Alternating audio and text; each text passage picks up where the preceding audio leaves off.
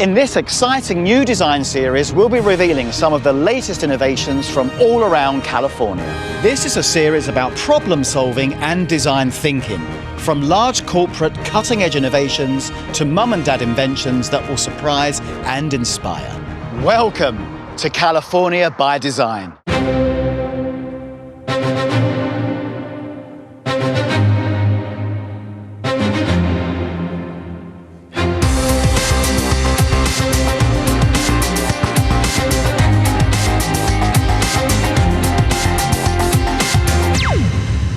I'm here at Adobe's San Francisco campus, where we've gathered a group of Californian and international design industry leaders, tasked with the job of judging each innovation and selecting our finalists, before ultimately crowning one design project the winning innovation of the series. One of my favorite parts of being a designer is the design critique process. So getting to have a really robust discussion with all of these amazing industry leaders is a really, really special experience. Let's jump straight in to an innovation making a big splash. Hydrofoiling can be really difficult to learn with serious wipeouts, but the Fliteboard eFoil makes hydrofoiling and flying across the water totally accessible. Malibu, land of the rich, of the famous, and the beautiful. But something new is on the horizon.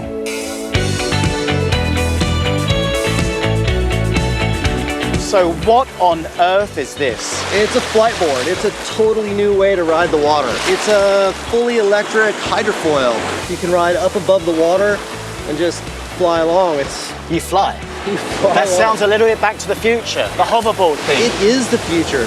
You want to give it a try? Oh, no, not me. Are you sure? It's super easy. Anyone can ride it. Have you ever ridden a stand-up paddleboard? No, never. Surf? Nope. Skiing? Nope. Have you ever ridden anything that moves? A London bus. We can work with that.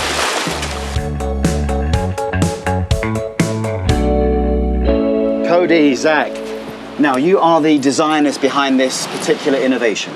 We are. We're actually naval architects, and we were tasked with designing all of the underwater hydrodynamic surfaces. We actually designed the planes with the same software used to design airplanes, and the shape comes about as effectively optimized for the physics of the water. So you've designed this so anybody can use it? Well, if we've done our job right, we've designed it so that your brain is smart enough to control it just after a couple minutes of practice. It's almost as if I become part of the mechanics of the device. Absolutely. You're effectively flying, and your weight is controlling every movement of the board.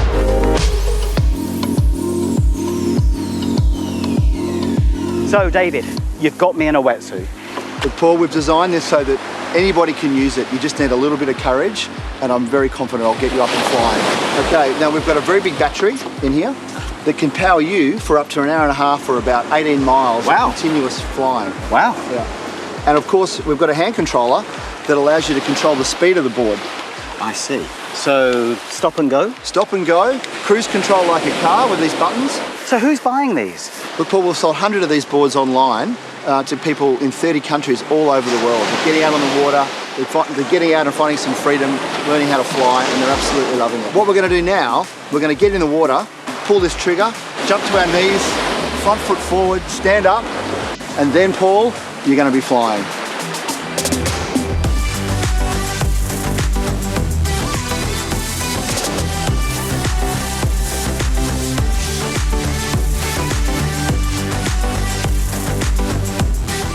Ideas can inspire adventure. Design can introduce new experiences. And you know what? Innovation can teach an old dog new tricks. Can you edit this so I look like James Bond?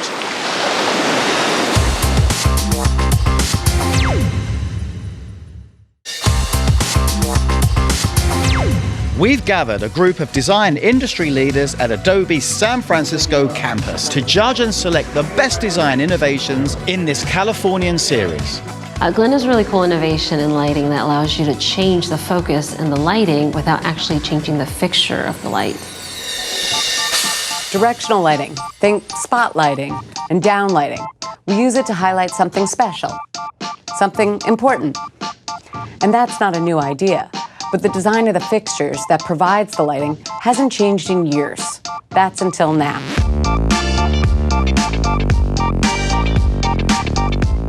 Katie, you ever been in a store or a gallery and seen lights like these? Yeah, all over the place. Yeah, but if you're noticing them, that's a problem.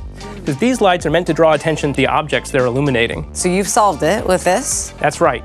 This is Hero. It's our first lighting fixture, and it's the world's only fixture that sits completely stationary and yet can adjust the direction of its beam. Huh, that's pretty cool. Tell you what, let's play a game. Okay. You see all these fixtures in the ceiling? They're all pointed towards the back wall. They're all lined up nice and straight. See if you can guess which one is pointing at which object. Okay. See this red dress? Yep. Where do you think it's being lit from? Well, the one above it, of course. Yeah, you would think so, but it's actually these two here. Wow, all right, that's impressive. Now what about this rock garden here? It is behind all the lights, so I don't know. It's actually this one right here. It has its beam pointing backwards. And the fixture next to it, where do you think that one's pointing? Well, I don't know anymore. The Glint sign.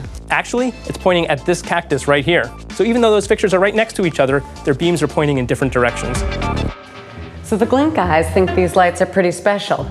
But let's put them to test in the real world. I'm gonna meet with Larry French, one of America's, actually the world's, premier lighting designers.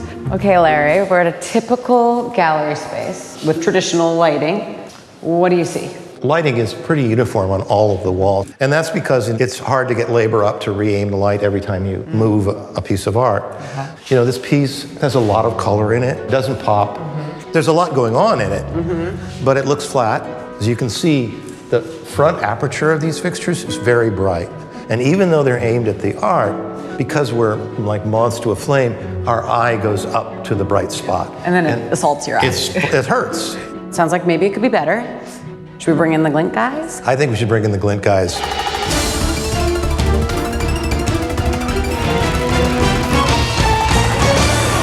Okay, Larry, what do you think now? Well, as you can see, is a rather dramatic improvement. As an example, let's look over here. This is a painting that's lit from the original lighting fixtures, and you can see the difference between this and this. It's very dramatic. This is focused, the color's beautiful. So let me show you something about glare. Just stand right here in between these two. Now you look up, and you can see the fixtures barely look like they're on. Now if you lean one way or the other, into the beam of light. Oh, geez. Yeah. That is bright. As soon as you're in the beam, it's a really bright fixture, but outside of the beam, it's extremely well controlled. Each fixture, although it's aimed at every individual picture and they're tightly focused, it still keeps the track extremely well organized compared to the dog's breakfast that it was before. I think they've done something very unique. I haven't seen innovations in lighting much. This is new. Might you say it's a bright idea? I think so. RKS Design were involved in the development of this project, so Ravi Sawhney withdraws from the discussion. I'm a parent, so I know the pains of waking up in the middle of the night to feed your baby. This next product makes it super easy to do that really quick. Hi, Kara. And Mia. Hi, Dan. Hi, Dan. Hi. Well, tell me about Baby Barista. Like, how did you come up with this? Why did you do this? Well, Mia is my youngest daughter, and she was born with Down syndrome. People with Down syndrome often have trouble breastfeeding. They can't latch appropriately because they have low muscle tone.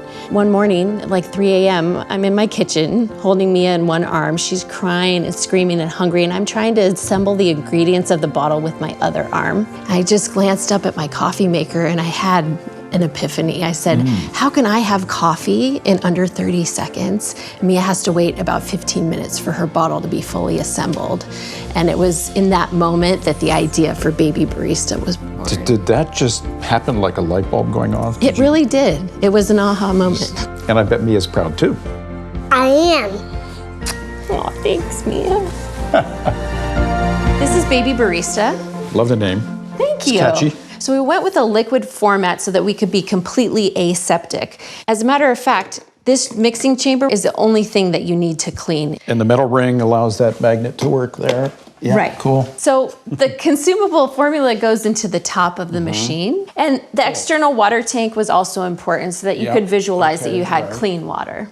This dial, we wanted it to be really user-friendly. So with one twist, you can dial in your temperature. So if baby starts to get to the point where they want a cooler temperature, that's possible. And you can dial in exact ounces and push the button and voila. You know what another nice feature is that in the middle of the night when your baby gives you a feeding cue, you can turn over in bed, touch a button, and by the time you get downstairs, Your bottle's ready. Oh, that's nice. It's a game changer. Can you give me that for my coffee maker? Mike, let's go underneath the hood and take a look at the guts of what's going on here. It's beautifully simple on the outside, but there's a lot going on the inside. Now, typically, the way a design consultancy might work in the past, designers will work on the design and then I'll throw it over the wall to engineering and then say, okay, make that work. But something as complicated as this with as much detail as going on here, and that's almost impossible that way round. Yeah, so you have to let design and engineering evolve together. I think you should try this with a real baby. I would love to. So I brought my friend Leanne and her beautiful baby Vincent. Your little buddy boy, come here. So now it makes sense why one-hand operation is so important. Yeah, for sure. All you have to do at this point is push the button. You ready? I'm ready. Okay. And you know what's also nice is That's cool. This gets the whole family involved, so anyone can make a bottle. Absolutely. A Plus, it's kind of babysitter, fun. grandma, grandpa, anybody. What I like most about this story is the feeding ritual has been reinvented. That ritual used to be a chore. It's now a convenience because, after all, this is what it's all about. Are you an aspiring innovator? Do you have an innovation that could seriously shake things up? Well, you could become a wildcard entry in Series 2 of California ByDesign and get a chance to take your innovation to the next level. Just film a short video showing us your innovation and tell us why the rest of California needs to know about it. To enter, head to CaliforniaByDesign.com and good luck.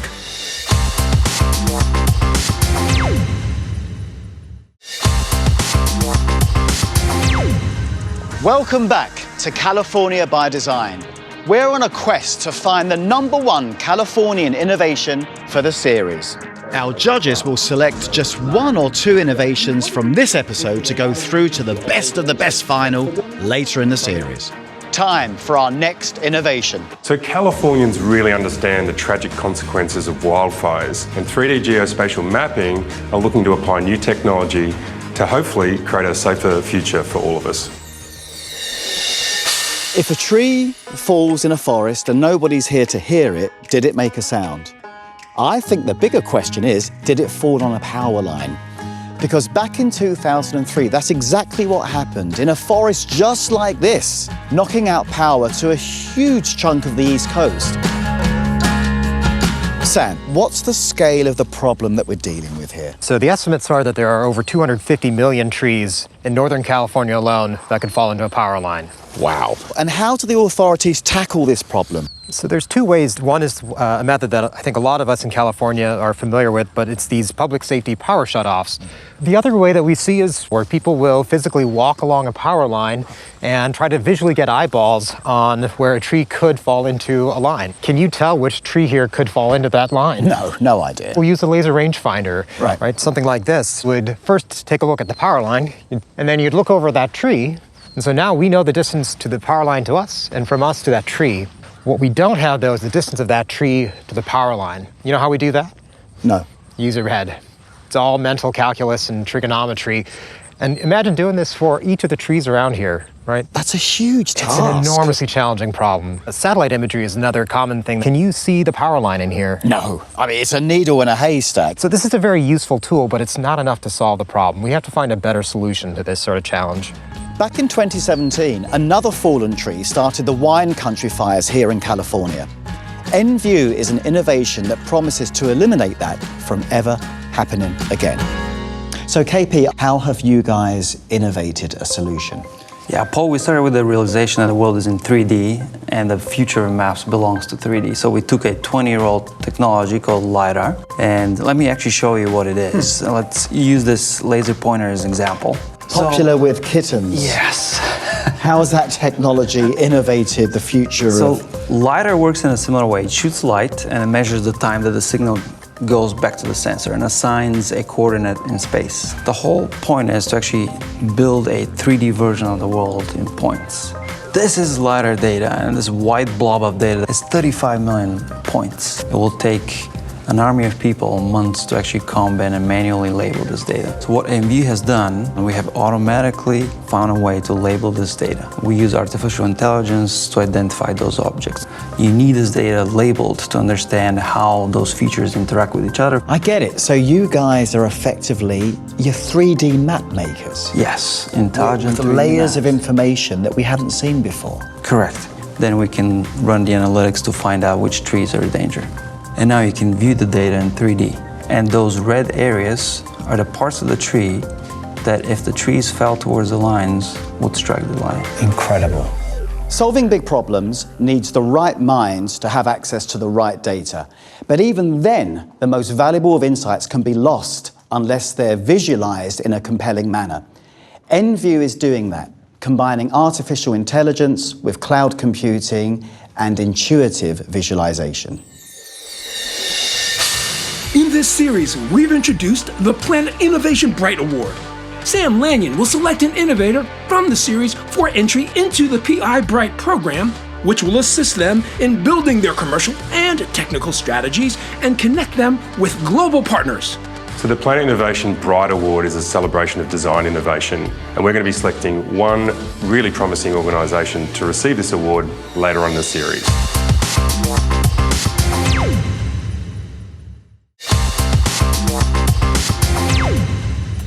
Welcome back to California ByDesign here at the Adobe San Francisco campus. Time for our next innovation. Uber entered the market on pure innovation, but they're still innovating. They're taking the brand out of the cell phone and into the high street. Hi, Dalton. Denise, great to see you. You too. So I hear you work at Uber. I do. I've been at Uber for about 2.5 years now as a product designer, and it's been great. Well, what are you guys working on these days? Not everyone knows how to use Uber, believe it or not. There's many of us in this world, so we want to make a greater access point for getting an Uber. An access point like where I would call my Uber from, you mean? I think this morning, how'd you get our coffees? I swiped a card. Exactly.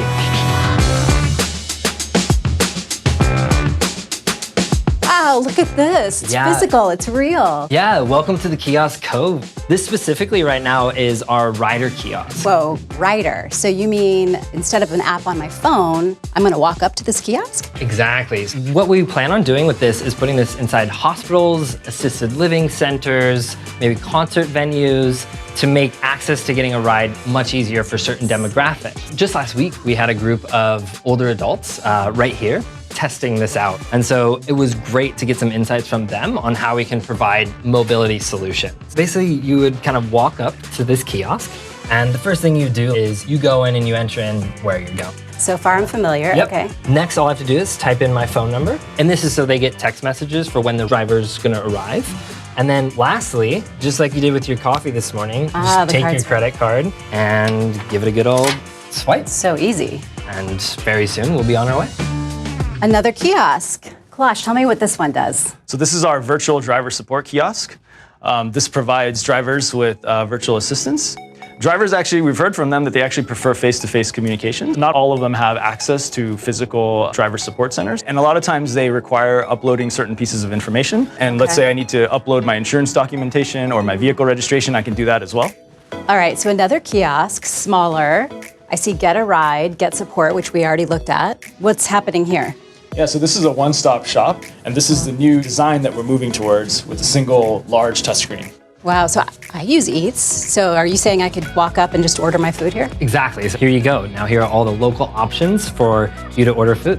There's a bunch of other utilities that this kiosk provides. For example, for like transit time. So Uber's really focusing on public transit right now. Yeah. So this is a great example if you can see how far your train is away. You know, I really like this because I don't have to pull my phone out. It's large, I can see it in person, okay. Exactly. Another great example is we're working with What, Uber. was that a helicopter? It is. So we're working with Uber Elevate to make a check-in for Uber helicopters that right now are happening in New York. We can't wait, honestly, to just see this on a street corner and have users use them. Uber is innovating in reverse. So while we're really used to physical-based companies bringing their products and services into the digital space, Uber is bringing their really popular digital service into our physical world. But between you and me, what I'm really excited about is the helicopter rides. It's nearly time to announce which innovations from this episode will make it through to our best of the best final later in the series. But first, a Design International spotlight.